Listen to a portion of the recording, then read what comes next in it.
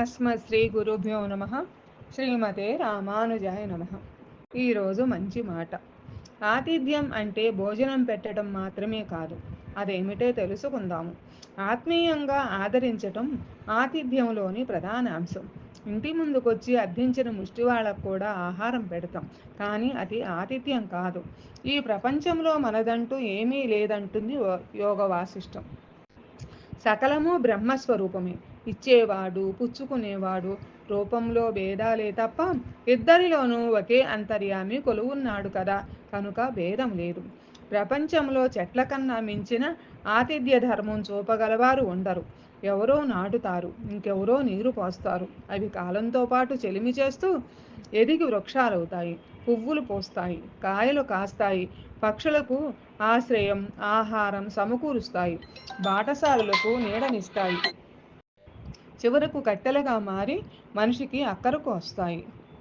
ప్రాణాధారమైన అన్నపానాలను గృహస్థు అతిథికి భక్తి శ్రద్ధలతో సమర్పించడాన్ని అతిథి యజ్ఞం అంటారు.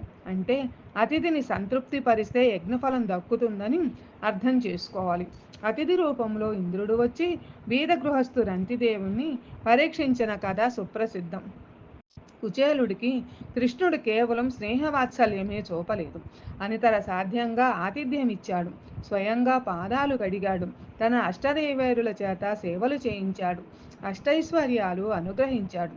ఇక్కడ మనం గమనించాల్సింది ఆతిథ్యంలోని ఆత్మీయ భావనకున్న విలువ. ఆదిశంకరులకు గృహిణి ఒక్క ఉసిరికాయను భక్తితో సమర్పించి కనకధార స్తోత్రానికి ప్రేరణనిచ్చింది. అదే ప్రపంచానికి కల్పవృక్షమైంది. అతిథి తృప్తిపడినప్పుడు అన్నదాత సుఖీభవ అన్న ఒక్క మాటకున్న విలువ అమూల్యం. ఆ మాటను అంతర్యామి ఆశీస్సుగానే భావించాలి.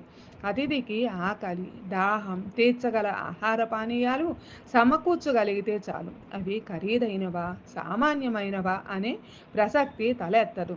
సర్వదేవతా స్వరూపిణిగా గోమాతను భావించినట్లే అతిథిని దైవస్వరూపంగా భావించి ఆదరించటమే భారతీయ సంప్రదాయం.